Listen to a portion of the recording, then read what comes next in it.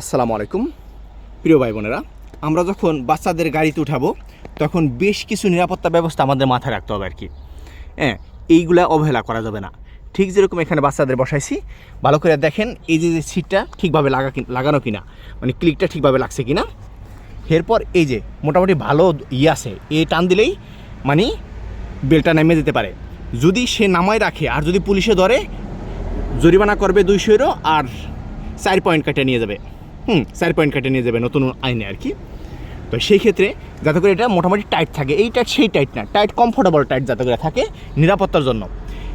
একটা জিনিস মাথায় রাখতে হবে, কমফর্ট মানে সুবিধার চেয়ে নিরাপত্তা বেশি জরুরি, নিরাপত্তা বেশি জরুরি। তাহলে সুন্দরভাবে মানে মোটামুটি ভালো আকুস্তাদো মানে অ্যাডজাস্ট করা থাকতে হবে আর কি, অ্যাডজাস্ট করা থাকতে হবে থাকতে হবে। এরপর আসি প্রিয় ভাই বোনেরা, আপনারা যারা এই জাতীয় সিট কিনেন তারা অবশ্যই ইসোফিক্স সিট কিনবেন। এই ইসোফিক্স কি, ঠিক যেরকম ধরেন যে এই যে একটা আনটা দেখতে পান কিনা, এই যে একটা আনটা, এখানে ভেতরে আর একটা আনটা আছে। বর্তমানে মানে শতকরা 99টা গাড়িতেই, বর্তমানে শতকরা 100% গাড়িতে আর কি, 99টা গাড়ি বলি আর কি, 2-1টা গাড়ি বাদ পড়তে পারে। বর্তমানে শতকরা 99টা গাড়িতেই এই ইসোফিক্স সিস্টেম আছে। এটা কি, এই যে এই আনটাটা আমি যখন সিটটা বাই করে এই আনটাটা ধাক্কা দিই, টাস করে এখানে একটা রডের সাথে গিয়ে লাগে, এই যে ভেতরে একটা রড আছে, রডের সাথে গিয়ে লাগে। এটা পুরোপুরি নিরাপদ। এই নিরাপদই চূড়ান্ত নিরাপদ না। তারপর কি আছে, এই যে দেখাইতেছি, ওই সিট থেকে একটা রশি এসে আসছে, রশি এসে এখানে আরেকটা আনটার সাথে বাজবে। এই যে ওই সিট থেকে আরেকটা রশি আসছে, এই রশিটা আরেকটা আনটার সাথে এসে বাজবে। এই আনটাটাও মোটামুটি আপনি টাইট দিয়ে রাখবেন, যাতে করে ওটা মানে ধাপ করে যখন হার্ট ব্রেক হবে অথবা কোনো সংকট দেখা দেবে, যাতে করে সিটটা বেশি না নড়ে।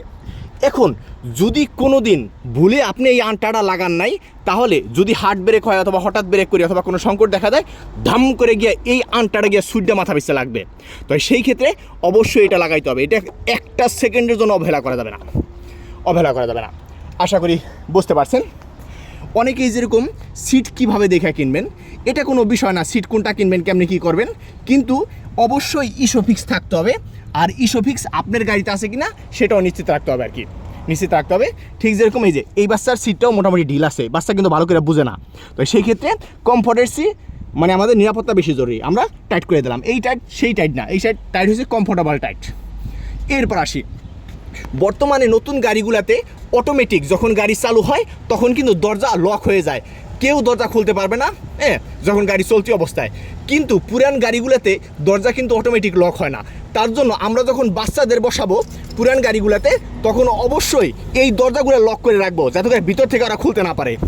ঠিক যেরকম এই যে ভেতর থেকে আমরা লক করে রাখবো, যাতে করে ওরা দরজাটা খুলতে না পারে। এখন যেরকম এরকম হরিজন্টালভাবে রেখে দিছি, এই দরজাটা লক আছে, ওরা চাইলেও খুলতে পারবে না।